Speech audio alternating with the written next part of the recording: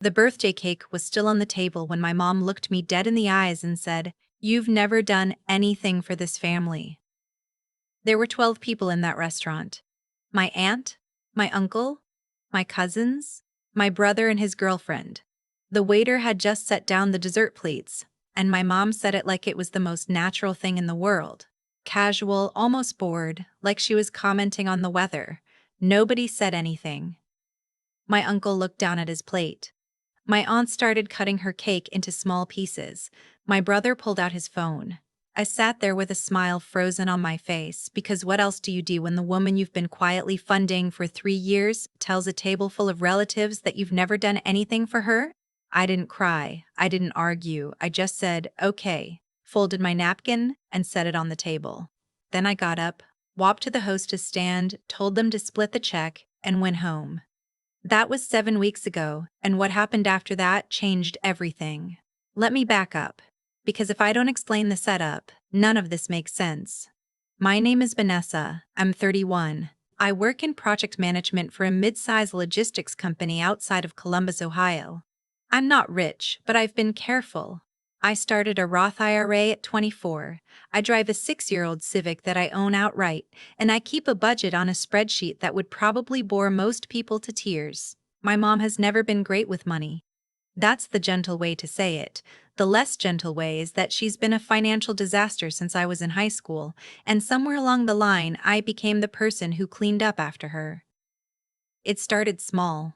$100 here when the electric bill was overdue, covering her cell phone plan because she forgot to pay it 2 months in a row, buying groceries when she'd say she was a little short.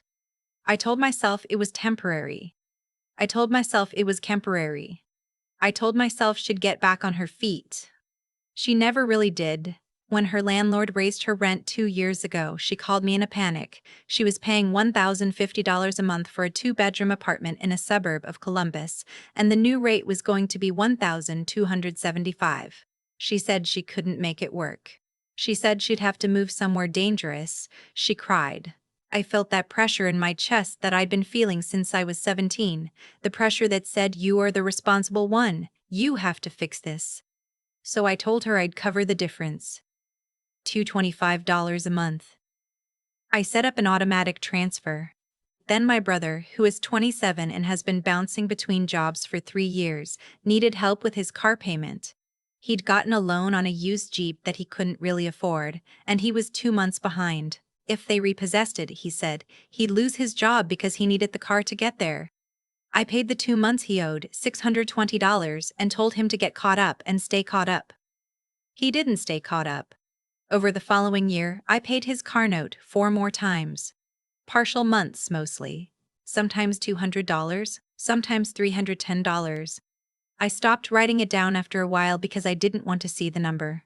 I also helped my mom with her internet bill twice, her water bill once, when she said there was a leak that drove it up, a new microwave after hers stopped working, and a plane ticket to visit my aunt in Phoenix last Thanksgiving because she said she really needed a break. I never said no. I want to be honest about that. I never said no, and I never made her ask twice, and I never brought it up afterward.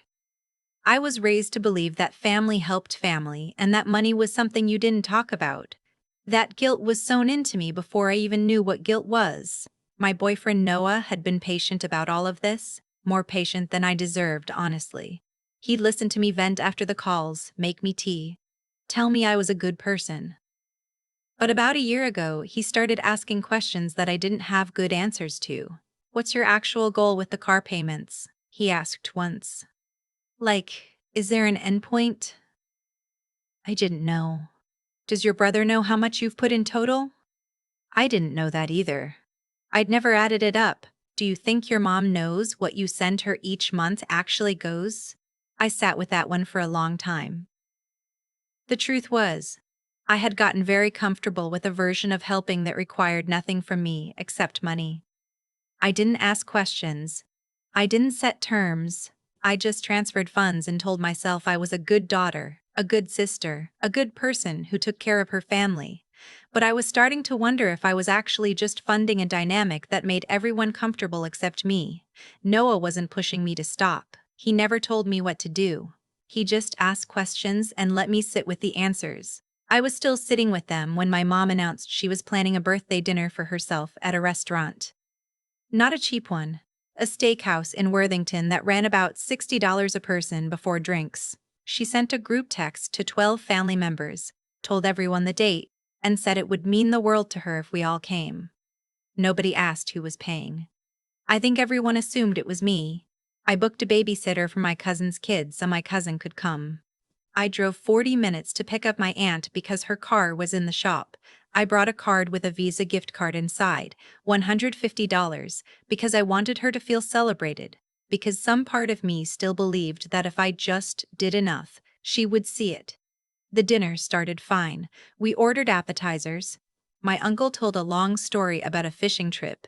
My cousin's kids were with the sitter, so the table was relaxed. My mom looked happy. I was glad. I thought, this is good. This is what family is supposed to feel like. Then my aunt asked my mom how things were going at work, and my mom made a face and said she was still dealing with everything. And then she looked at me and said, Vanessa could probably tell you, I've really been leaning on her lately. My aunt said, Oh, that's so sweet that you girls are close.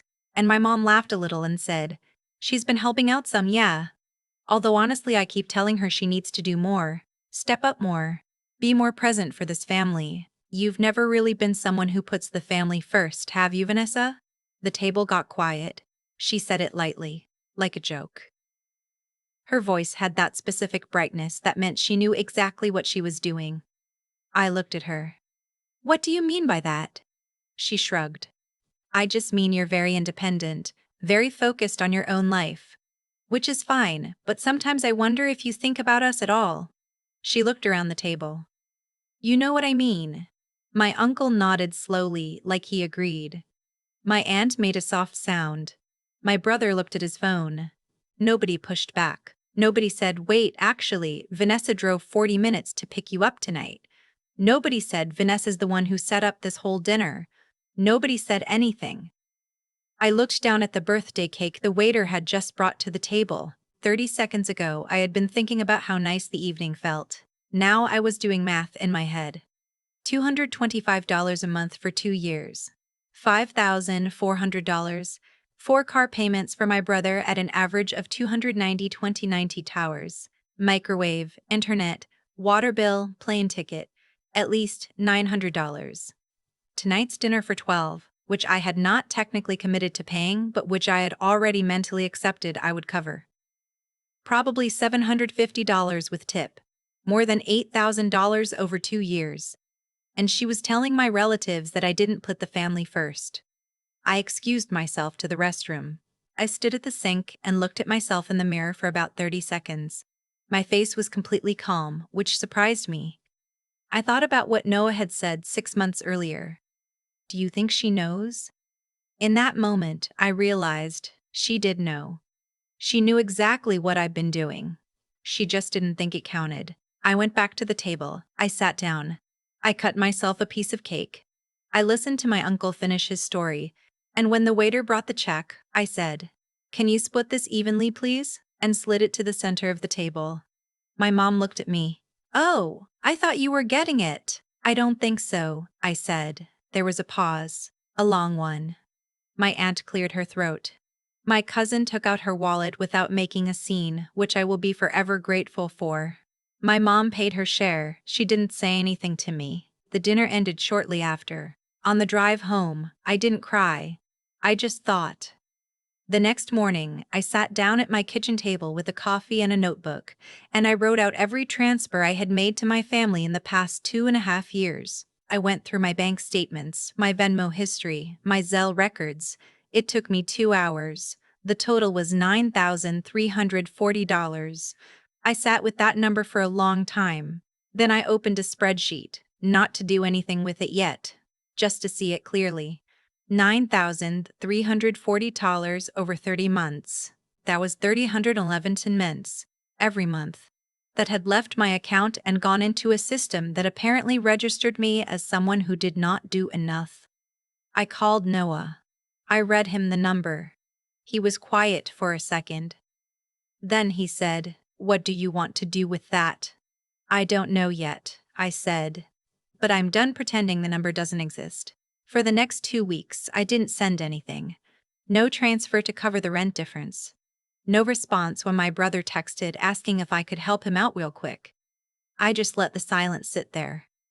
My mom called on a Tuesday afternoon, small talk. First, how was work? How was Noah? Had I seen the news about the storm that came through on the weekend? I knew what was coming. So I was looking at my account, she said finally, and I noticed the transfer didn't come through. Which transfer? A pause. The one you usually send. For the rent. I kept my voice even. I'm not sending that anymore. Another pause, longer. What do you mean? I mean, I'd been sending you $25 every month for 2 years, and last week at dinner you told your family that I don't do anything for this family, so I'm stopping. She was quiet. I've sent you and your brother over $9,000 since 2022, I said. I have the records. I went through every transaction. Vanessa, that's not fair. I never asked you to keep a ledger on me.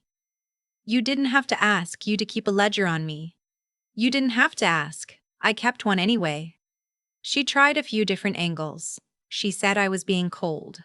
She said I was punishing her for one comment made at a party. She said she hadn't meant it the way I took it.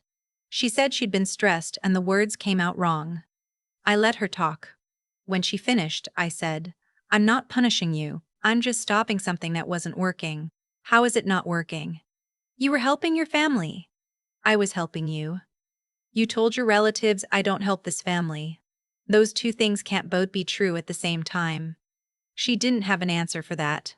We got off the phone without resolution. I felt shaky afterward. Not sad exactly, but like something had shifted inside me and I wasn't sure what the new shape was going to be. My brother called 3 days later. He'd heard from my mom clearly because he opened with, I don't know what's going on between you two, but I could really use your help right now. He needed $340 for his car. He'd get me back, he said. He always said that. I can't do that, I said. What do you mean? You always help me. I know. I'm not doing that anymore. He got quiet. Then he said, so you're just cutting us off? Because of some drama at Mom's birthday? I thought about how to answer that. I'm not cutting you off, I said finally.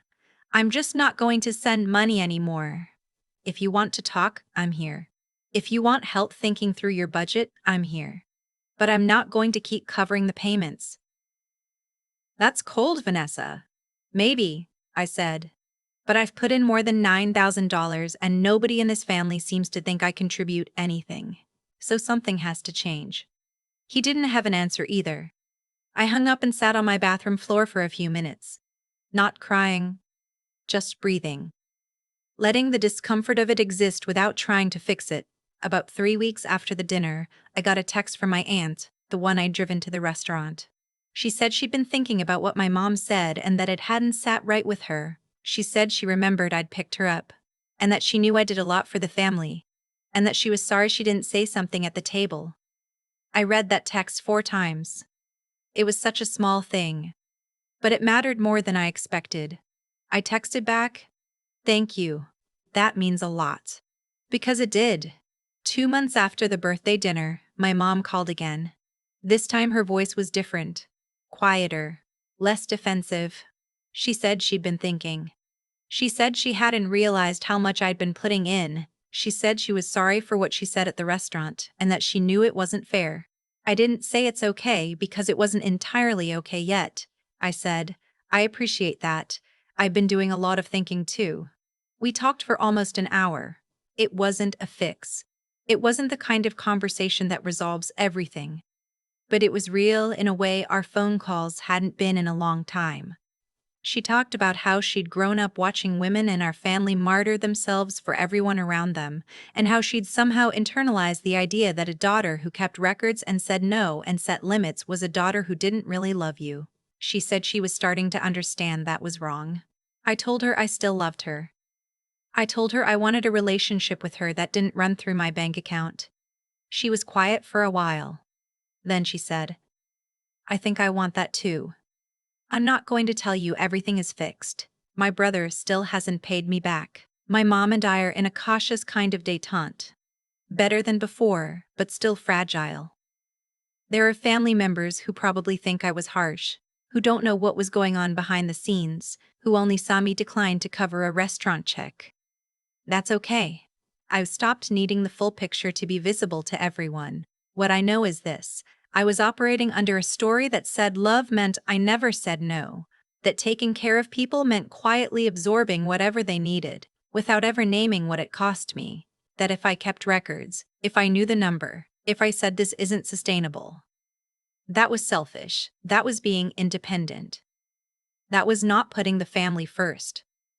And what I finally understood, standing in that restaurant bathroom looking at my own face, is that the story was never true.